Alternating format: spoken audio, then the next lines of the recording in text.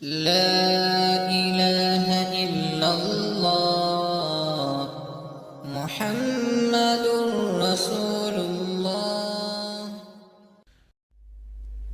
امر من الديار ديار ليلى اقبل ذا الجدار وذا الجدار وما حب الديار شغفن قلبي ولكن حب من سكن الديار.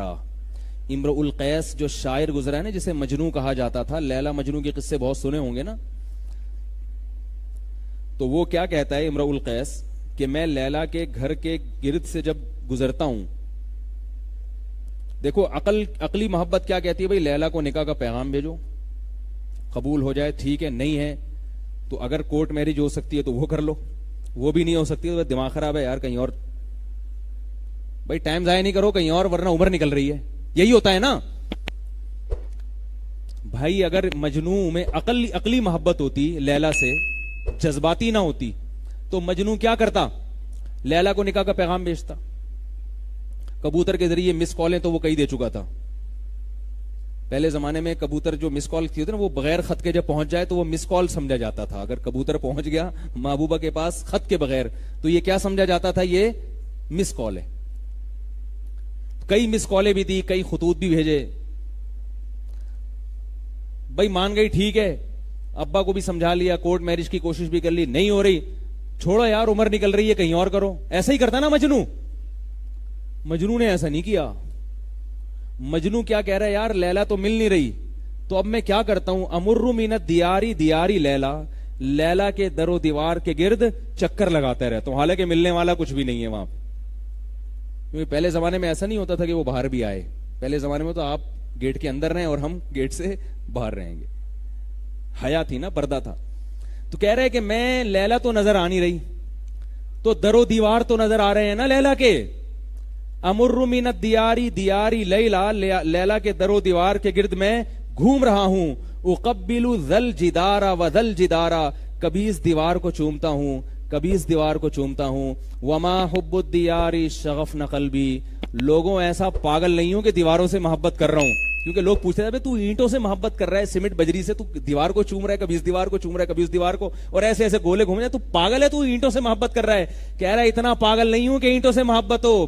ولیکن حب من سکن الدیارا، ان دیواروں کے پیچھے جو محبوب رہتا ہے اس کی محبت اتنا جوش مار رہی ہے کہ ان دیواروں کی نسبت چونکہ ان محبوب کی طرف ہے، محبوب نہیں مل رہا تو دیواروں سے محبت میں دیواروں کو چوم رہا ہوں. دیواروں سے محبت ہے مگر کس وجہ سے، اس کی نسبت کس کی طرف ہے، لیلا کی طرف ہے. تو جب اس کی کوئی عقلی لاجک ہے، تبھی تو لوگ پاگل کہتے تھے مجنوں کو.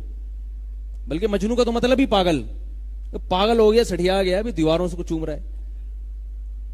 لیکن جس کو اتنی محبت لیلا سے ہو گئی کہ وہ دیواروں کو چوم رہا ہے، اس لیے کہ اس کی نسبت کس کی طرف ہے، لیلا کی طرف، تو وہ لیلا کے کبھی حکم عدولی کرے گا. اللہ کہتے ہیں کہ میں نظر نہیں آتا مگر میرا ایک گھر ہے جس کو میرا گھر کہا جاتا ہے، اس میں نہ صوفے ہیں نہ ایئر کنڈیشن ہے، اس میں اب سعودی عرب نے وہ سونے کا دروازہ لگا دیا، ورنہ وہ تو بیچارہ لکڑی کا ٹوٹا پھوٹا دروازہ تھا بیت اللہ کا، اور عام سیمنٹ اور گارے کی بنی ہوئی اینٹیں تھیں. کچھ بھی نہیں ہے، ایک چار دیواری ہے، کچھ بھی نہیں ہے. لیکن اللہ نے کہا یہ کس کا گھر ہے؟ بولو بھائی، اللہ نے کیا کہا؟ میرا گھر ہے. ہمارے گھر ہوتے ہیں ہزار ہزار گز کے، بادشاہوں کے گھر ہوتے ہیں 2-2 ہزار گز کے، اس میں سونے کی اینٹیں لگی ہوئی ہوتی ہیں اور سوئمنگ پول ہوتے ہیں، اس میں کیا کیا ہوتا ہے. اللہ نے کہا کہ میرا گھر ہے جس میں نہ کوئی سونے کی اینٹیں ہیں، نہ اس میں کوئی سوئمنگ پول ہے، نہ اس میں صوفے ہیں، نہ اس میں کچن ہے، کچھ بھی نہیں ہے. یہ 4 دیواری ہے. یہ کس کا گھر ہے؟ میرا گھر. اور اسے بنانے والا میرا خلیل ہے. یہ میرا گھر ہے.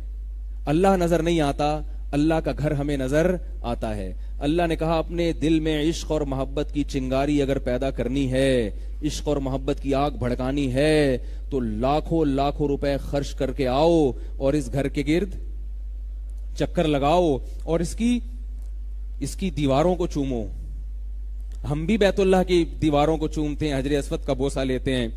غیر مسلم سمجھتا ہے یہ پاگل ہو گئے، ان کی ایک مذہبی رسم ہے. مذہبی رسم نہیں ہے بھائی.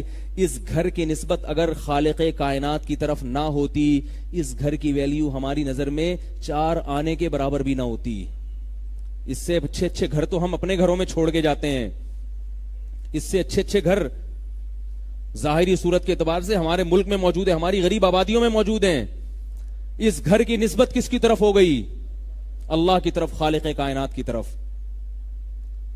تو حج کیا ہے؟ آپ کو دیوانہ بنانے کا ایک پروسیس ہے کہ اپنے اندر جذباتی محبت پیدا کرو, جذباتی. لہذا جو لوگ زیادہ جو ہے نا وہ اپنے ایک مخصوص لباس میں گھومتے پھرتے ہیں اور ان کو جو ہے نا وہ ہر وقت اپنی ایک پرسنالٹی کا خیال رکھتے ہیں, ان کو حج کرتے ہوئے بڑی شرم آتی ہے. وہ کہتے ہیں یہ دو چادریں کیسے. احرام میں آپ کو پتا ہے کہ جب طواف کرتے ہیں پہلا, اس میں بازو ننگا رکھنا پڑتا ہے, بازو ننگا رکھنا. مرد کو سر ڈھانپنے کی اجازت نہیں ہے, کیونکہ عام حالات میں مرد سر ڈھانپ کے چلتے ہیں. تو آپ کو دیوانہ بنایا جا رہا ہے, دیوانہ. کنکریاں ماری جا رہی ہیں, کنکریاں صرف ابراہیم علیہ السلام کی یاد تازہ کرنے کے لیے. کنکری وہاں کوئی شیطان تھوڑی ہے. بعض لوگ سمجھتے ہیں وہ جو کھڑا ہوا ہے نا سیمنٹ کا وہ شیطان ہے, تبھی لوگ انڈے بھی مار رہے ہیں, بعض جوتے بھی مار رہے ہیں. وہ شیطان نہیں ہے, شیطان تو وہاں سے چلا گیا. وہ تو صرف ایک نشانی ہے جو بعد میں سعودی حکومت نے لگائی ہے. نشانی ہے کہ بھئی یہاں آیا تھا, یہاں ابراہیم نے مارا تھا, اب ہے نہیں ہے لیکن مارو تم. کیونکہ ابراہیم علیہ السلام جو کچھ کر رہے تھے اس موقع پر وہ بھی دیوانگی تھی. ورنہ اپنے بیٹے کو ذبح کرنے کے لیے لٹانا عقل کہتی ہے. کوئی محبوب آپ سے کہے بیٹے کو ذبح کرو, آپ کرو گے؟ بولے گے بھائی ایک محبت اپنی جگہ, بیٹا بیٹا ذبح نہیں کروں گا میں. مجھ سے کسی نے سوال پوچھا کہ یہ جو ہم قربانی کے دن جانور اتنے کاٹتے ہیں اس کی کیا لاجک ہے؟ اتنے پیسے کسی غریب کو دے دیتے تو اچھا نہیں تھا؟ اتنی موٹی موٹی گائے لا کے کروڑوں روپے اڑا دیتے ہم ہوا میں, کیا حکمت ہے اس کی؟ میں نے کہا یہ سنت ہے ابراہیم علیہ السلام کی. ابراہیم نے اپنے بیٹے کو ذبح کیا تھا, تو ہمیں حکم دیا جا رہا ہے تم کس کو ذبح کرو؟ جانور. ابراہیم علیہ السلام نے جو بیٹا ذبح کرنے کے لیے لٹایا اس کی کوئی حکمت تھی ہے بھائی؟ اور اگر ابراہیم علیہ السلام کو جب اللہ نے حکم دیا کہ اسماعیل کو ذبح کرو, ابراہیم علیہ السلام یہی اشکال اللہ سے کرتے جو آپ مجھ سے کر رہے ہیں کہ اللہ اس کی کیا لاجک ہے؟ تو مجھے حکم دے میں غریبوں کو کھانا کھلا دوں, تو مجھے حکم دے میں 100 اونٹ ذبح کر دوں, تو مجھے حکم دے میں یہ کام کر لوں, یہ کام کر لوں. یہ بیٹا جس نے کوئی جرم نہیں کیا, 7-8 سال کا بچہ بالکل معصوم, اور یہ دیا بھی تو نے. اگر تو نے اس کو ذبح ہی کروانا تھا تو اس کی بشارتیں اور خوشخبریاں کیوں دی تھی تو نے مجھے؟ اللہ نے حضرت ابراہیم کو پہلے خوشخبری دی تھی بغلام علیم, بغلام حلیم, ایک بردبار بیٹا دوں گا میں آپ کو. آپ کو خوشخبریاں دی ہوں, اس کے بعد جب بیٹا ملا ہو تو وہ بیٹا دینے کے لیے ہوتا ہے, واپس لینے کے لیے نہیں ہوتا.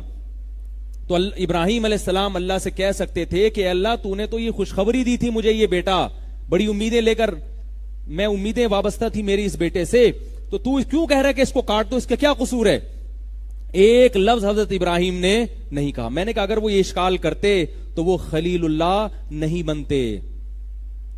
خلیل حبیب سے اوپر کی چیز ہے, حبیب اللہ ایک الگ ہے, خلیل اس سے بھی اوپر کی چیز ہے.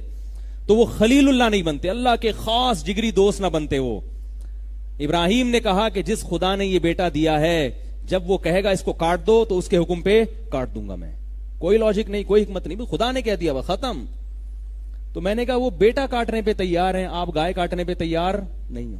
آپ اس کی لاجک پوچھ رہے ہو, جبکہ اس کو پیدا ہی اللہ نے کٹنے کے لیے کیا ہے. گائے کیوں پیدا ہوئی ہے؟ کٹنے کے لیے پیدا ہوئی ہے بھائی. دودھ دے گی, جب تک دے گی نہیں تو کاٹ کے کھا جاؤ. اسی لیے تو انسان کی خدمت کے لیے ہے نا وہ. کیوں نہیں آ رہی سمجھ میں؟ انگلش میں سمجھاؤں بھائی.